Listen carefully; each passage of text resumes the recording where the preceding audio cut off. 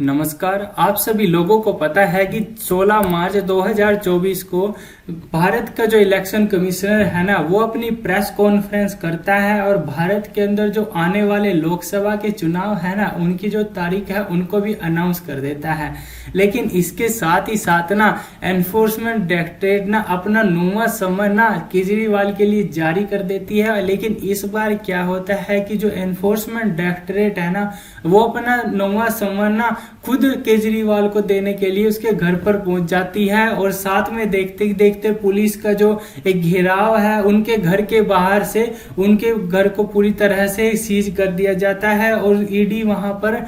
पूरी छापेमारी करती है, पूरा उनका घर को सर्च किया जाता है। और इंटरेस्टिंग बात यहाँ पर यह है कि ईडी को ना वहां पर ना कुछ ईडी के जो प्रोमिनेंट ऑफिसर्स है ना, उनकी कुछ कॉन्फिडेंशियल या उनकी पर्सनल डिटेल्स केजरीवाल के पास से मिलती है। अब देखिए, ये अपने आप में बहुत बड़ी बात हो जाती है कि केजरीवाल ईडी के जो ऑफिसर्स हैं उनकी पर्सनल डिटेल्स रखकर क्या करेंगे, स्पेशली जो उन ऑफिसर्स की जो दिल्ली का जो लीकर केस स्कैम है उनकी जांच कर रहे हैं। तो ये अपने आप में क्वेश्चन उठाता है केजरीवाल की तरफ। अब देखिए, ये सब हुआ, लेकिन शाम होते होते ये बात क्लियर हो गई कि ईडी ने ना केजरीवाल को अरेस्ट कर लिया गया है। ये मीडिया में इस तरह से आग की तरह ये खबर फैलती है, लेकिन इसके साथ ही साथ जो वर्ल्ड मीडिया है या जो इंटरनेशनल मीडिया है वो भी इस खबर को पिक कर लेता है और वो भी इसके ऊपर आर्टिकल छापने लग जाता है। अब देखिए, यहाँ पर प्रॉब्लम्स क्या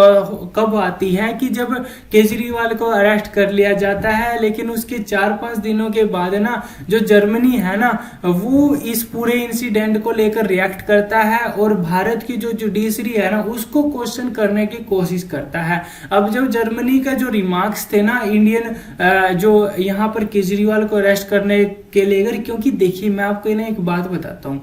देखिए, केजरीवाल को अरेस्ट करना या जो जुडिशियल प्रोसेस, ये भारत का इंटरनल मैटर है और भारत के अंदर जुडिशरी है वो अपनी फ्री एंड फेयर तरीके से अपना जो भी डिसीजन है वो लेती है, वो किसी के दबाव में नहीं चलती। लेकिन यहाँ पर जो ये जर्मनी और ये अदर वेस्टर्न कंट्रीज क्या शो करने की कोशिश करते हैं, भारत की तीसरी है उसको क्वेश्चन करने की यहाँ पर बात करते हैं। तो इसको लेकर भी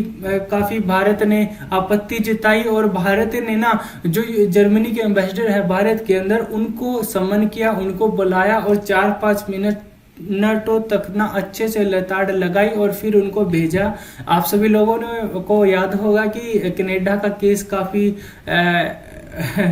का वो सीन आपको याद होगा कि किस प्रकार से जो कनाडा के जो एम्बेसडर है भारत के अंदर उसको किस प्रकार से सम्मान किया गया था और किस प्रकार से लताड़ उनको लगाई गई थी। इसी प्रकार से मालदीव के साथ भी भारत ने किया था। अब देखिए, वही ट्रीटमेंट जब जर्मनी को मिला ना तो जर्मनी को ये बात समझ में आ गई और अभी कल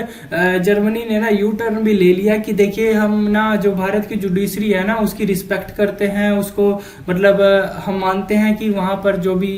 जुडिशियल प्रोसेस होता है वो फ्री एंड फेयर तरीके से होता है। अब देखिए, जर्मनी ने ये बोल दिया। अब देखिए, यहाँ पर ना इंपॉर्टेंट बात आती है यूएसए की। यूएसए से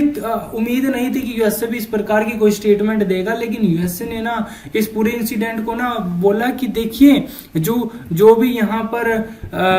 ओपोजिशन के जो प्रोमिनेंट फिगर है ना अरविंद केजरीवाल जी, उनको अरेस्ट किया गया है। हम उम्मीद करते हैं कि जो फ्री एंड फेयर तरीके से उनका ट्रायल होगा और सिस्टम है ना उसको क्वेश्चन करने की यूएसए ने कोशिश की। अब देखिए, इसके बाद फिर भारत इस बात से फिर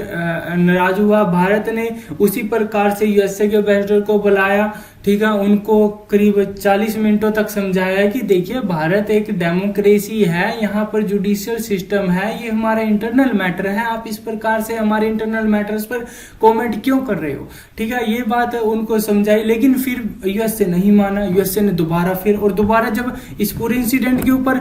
यूएसए ने जो भी अपनी कमेंट की ना उसके अंदर एक बात और ऐड कर दी कि जी की जो कांग्रेस के जो बैंक अकाउंट सीज किए गए हैं ना उसके ऊपर भी हम नजर बनाए हुए हैं और जो केजरीवाल को जो अरेस्ट किया गया है ना उसके ऊपर भी हम नजर बनाए हुए हैं। देखिए, ये बात ना यूएसए को मतलब समझनी होगी कि भारत का जो इंटरनल मैटर है ना, यहाँ पर कोई भी जुडिशियल ट्रायल चलता है उसके ऊपर आप किस प्रकार से ऐसे कमेंट कर सकते हो। और देखिए मैं आपको ना एक बात बताता हूँ, यहाँ पर यूएसए की हाइपोक्रेसी यहाँ पर इतनी है कि देखिए जब यूएसए के अंदर आज के समय में जो बाइडेन यूएसए के प्रेसिडेंट बने हुए हैं, लेकिन इससे पहले यूएसए के अंदर डोनाल्ड ट्रंप जब प्रेसिडेंट थे, और लास्ट ईयर आपको याद होगा कि जो डोनाल्ड ट्रंप के ऊपर किस प्रकार से एक जो ट्रायल चलाया गया, जुडिशियल ट्रायल चलाया गया, उनको अरेस्ट किया गया, क्या तब भारत ने यूएसए के ऊपर कोई भी आपत्ति की कि आप कोई भी स्टेटमेंट दी, कोई भी रिमार्क दिया कि आप अपने ओपोजिशन के जो लीडर है उनको कैसे अरेस्ट कर रहे हो, ये सब। तो देखिए भारत किसी भी अदर कंट्रीज के इंटरनल अफेयर्स में कोई भी स्टेटमेंट या कोई भी दखल अंदाजी नहीं करता, लेकिन वेस्टर्न कंट्रीज की आदत क्या है कि भारत के अंदर, स्पेशली भारत के अंदर जब भी कुछ इंटरनल मैटर होता है तो वो उनके ऊपर ना अपनी नजर गड़ाकर ऐसे देखते हैं जैसे पता नहीं इनकी कुछ रिस्पॉन्सिबिलिटी है भारत को लेकर, कि हम भारत को सिखाएंगे कि इनको कैसे चलना है, क्या नहीं करना है, क्या करना है। तो देखिए ये बात आज के समय में यूएसए को भी समझनी होगी कि देखिए जब हम आपके इंटरनल मैटर्स पर कोई भी कमेंट नहीं करते तो आपको भी ये बात एक्सेप्ट करनी होगी कि ये हमारा इंटरनल मैटर है और इसके ऊपर आप इस प्रकार से कमेंट नहीं कर सकते। और स्पेशली जब ये जुडिशियल ट्रायल चल रहा है, आप हमारी जुडिशरी के ऊपर क्वेश्चन कर रहे हैं, तो देखिए ये अपने आप में यूएसए की हाइपोक्रेसी है। जब यूएसए अपने अपोजिशन लीडर डोनाल्ड ट्रंप के ऊपर एक्शन लेता है तब इनकी डेमोक्रेसी को कोई खतरा नहीं होता, लेकिन जब भारत के अंदर कुछ ऐसा होता है और जो ट्रायल चलता है, करप्शन के चार्जेस लगे हैं अरविंद केजरीवाल जी के ऊपर जो दिल्ली के चीफ मिनिस्टर है, तो देखिए इसके ऊपर इन्वेस्टिगेशन जारी है, तो जो भी होगा वो सब हमारे सामने होगा। लेकिन इस प्रकार से भारत के जो इंटरनल मैटर्स हैं उनके ऊपर जो वेस्टर्न कंट्रीज के जो कमेंट्स आती है ना, वो उनको इसको थोड़ा चेंज करना होगा। तो आगे देखते हैं इस इशू को लेकर क्या होता है। तो ये था इस वीडियो का एंड। अगर आपको इसी प्रकार से इशू बेस्ड वीडियो और चाहिए तो आप हमारे चैनल को सब्सक्राइब कीजिए, लाइक कीजिए और शेयर कीजिए। धन्यवाद।